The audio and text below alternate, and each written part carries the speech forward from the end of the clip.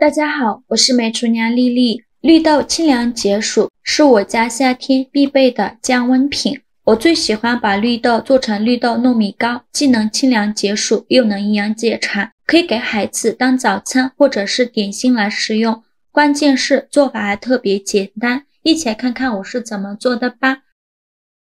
首先准备100克绿豆，把坏掉或者是有虫眼的豆子挑出来不要了，因为这样的豆子吃到嘴里会发苦。全部挑选好以后，再倒大碗中，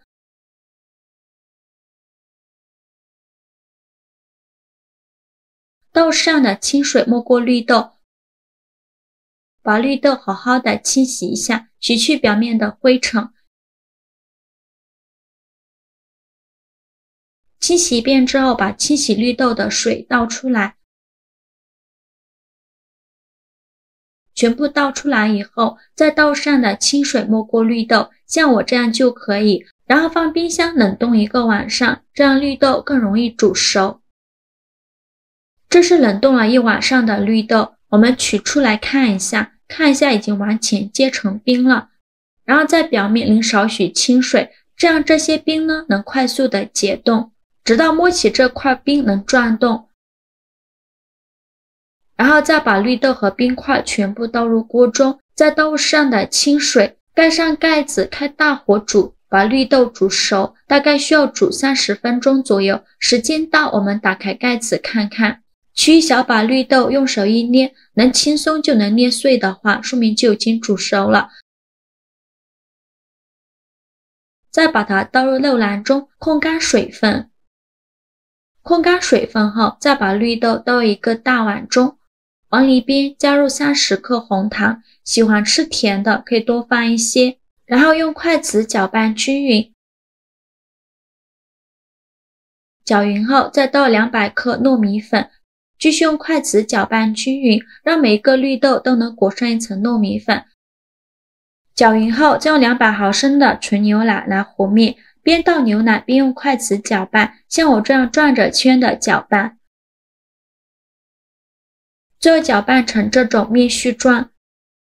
再下手揉成光滑的面团，这里需要多揉一会儿，给它揉匀揉光滑，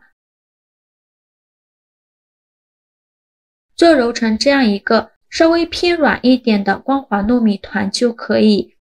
再戴上一次性的手套，就用小把糯米面团用手捏一捏，给它捏得紧实一些。每一个小糯米团呢，大约是30克左右，再放到手心给它搓圆，搓成和乒乓球一样大小的小圆球，然后再用手轻轻按扁，给它按成一个薄一点的饼皮，也不用太薄，像视频中这样的小饼就可以。剩下的绿豆糯米团用同样的方法给它做成这样的小饼。全部做好后，准备一个蒸屉，在底部铺上一张硅胶垫，再把绿豆小饼一个一个的放入锅中，中间要留一些空隙，防止粘连在一起。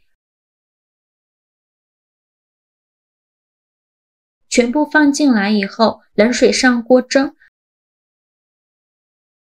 盖上盖子，大火蒸20分钟。时间到，我们打开盖子看看，哇，好香啊！浓浓的绿豆清香味扑鼻而来，而且变成这种浅绿色，说明就已经蒸熟了。再把它取出来，稍微放凉后，我们取一个小饼看